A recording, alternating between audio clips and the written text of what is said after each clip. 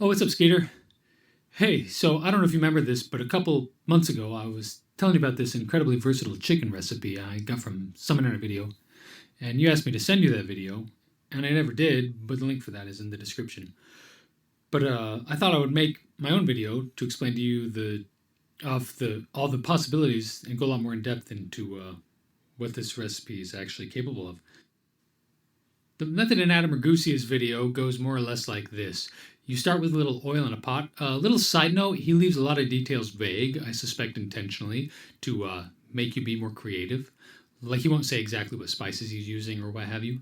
But I will. I'm going to tell you everything. So we start with a little oil in a pot. I'm using grapeseed oil.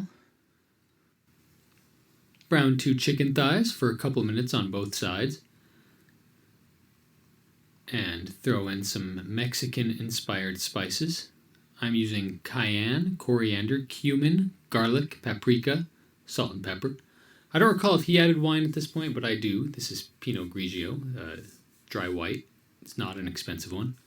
You boil the ethanol out and then just about top it with water and bring it to a boil. Then reduce it to a simmer and cover and let it go for about an hour. I actually find an hour usually isn't enough, so I err on the side of more like an hour and 15. You pull that chicken out and you let it cool. Smashing it up with a fork helps the heat escape. Meanwhile, you boil down the sauce, and when you can touch the chicken without burning yourself, you pull it all apart. He says you should do this with your hands rather than a utensil, so you can feel out anything that's slimy, any cartilage or fat deposits, or arteries or whatever. Add a little sweetness. I'm using honey and a little acidity. I'm using white wine vinegar. When I shot this footage, I added the vinegar to the boiling sauce, but since then I've added it after killing the heat. You'll see me do this over and over again in the footage, but just know that since then I have changed my policy on this. You try to keep your big fat hands out of the way of the camera, and then put your shredded chicken back in, and buddy, you've got taco filling. You serve that with lime wedges and garnish with something green. I'm using cilantro. I also added a little refried beans to help absorb the sauce. I know how you feel about beans, Skeeter, and you're wrong. Beans are awesome. It's about time you came around on that. Also, the next day I had some left over, so I added it to my eggs, which was also excellent. I know how you feel about eggs, Skeeter, but you're wrong about that too.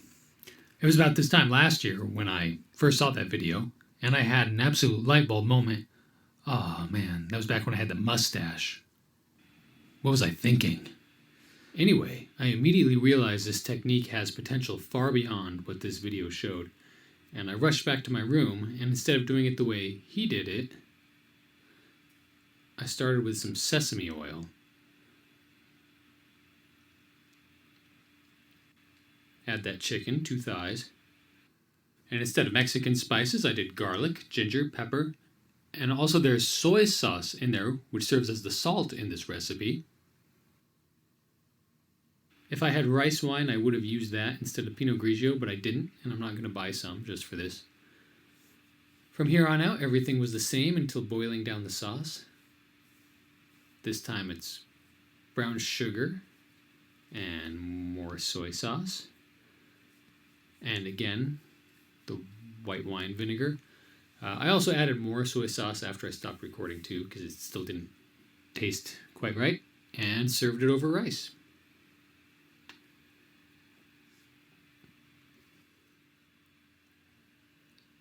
This technique is incredible, Skeeter. It's perfect for anything that's shredded chicken and sauce. And there are a million things that are shredded chicken and sauce. So I'm going to show you 6 of them. Or rather, I already showed you 2 of them. I'm going to show you 4 more. On this one, we start with some coconut oil. And then we add our 2 chicken thighs. For spices, we're going to do coriander, cumin, garlic, red pepper flakes, turmeric, salt, and pepper. I have a little trouble flipping these with a fork. Normally I use tongs, but for the video I did want to emphasize that this is so simple, you don't need anything quite as fancy as tongs.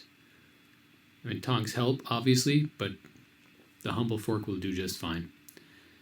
There's that wine again, boiling water again. Simmer it for an hour 15 again. Last time I used a separate pot to cook the rice, and then I was upset that I had to wash two things. So this time I put the rice in the sauce right after I pulled the chicken out and simmered it for at least 20 minutes. Mix that shredded chicken back in, and a bunch of coconut milk, and a little vinegar. I'm specifically not naming this dish, we'll just call it Indian inspired. Garnish with a little more coconut milk and some red pepper flakes. A little shredded purple cabbage would have been nice on there too. Alright, this next one might be my favorite. We start by melting down a half a stick of butter. Good start. To that we add our chicken thighs.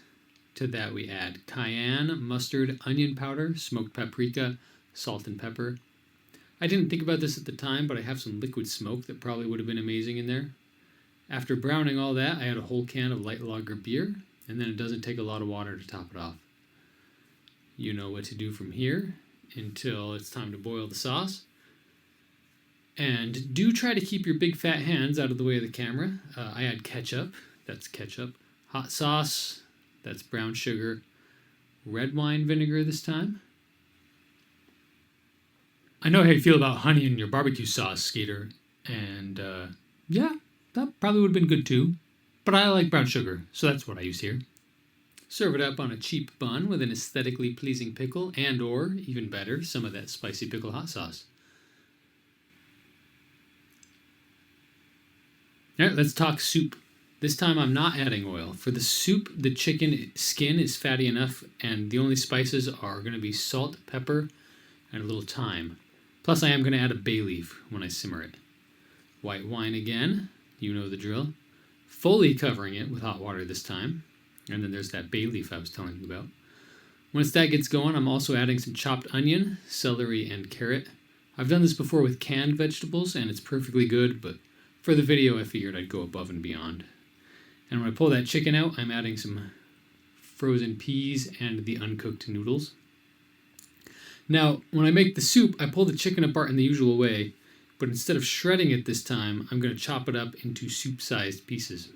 And back in, and we got soup. I probably should have figured out a better garnish than just parsley, but here we are. Okay, this next one is recipe number 6, and it's the most complicated, but it's still one pot. It's still simple enough to be a weeknight dinner. We're starting with butter, not a half stick this time, more like a tablespoon or two.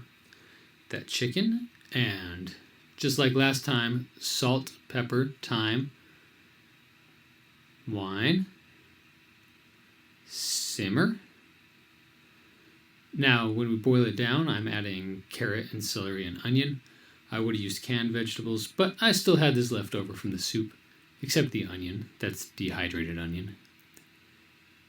Anyway, when all the water is boiled out, we're putting in a tablespoon or two of flour and cooking that for just a second before adding some stock.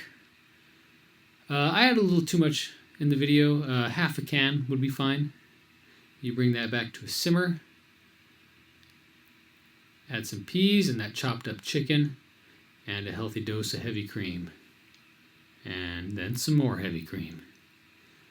You can make a real crust to go on this if you have someone over you're trying to impress, but I plop a couple of biscuits from a tube on there and it's perfectly delicious. Alright, that's it, man. What a wonderful and versatile technique.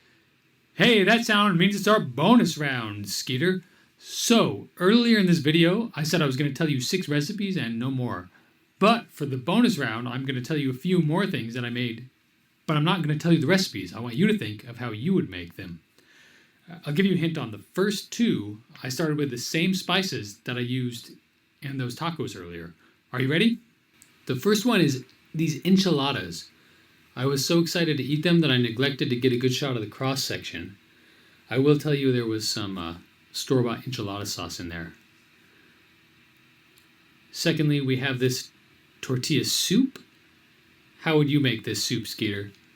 The other time I made it, I used store-bought tortilla chips, but for the video, I wanted it to be a little prettier, so I fried up my own little tortilla strips. Next, we have this fancy macaroni and cheese. While I have been emphasizing the one-pottedness of these meals, I will admit that on this one, I did have to cook the macaroni in a separate pot. But I didn't do that on this one. This is just amped up Kraft mac and cheese. You only need one pot for that.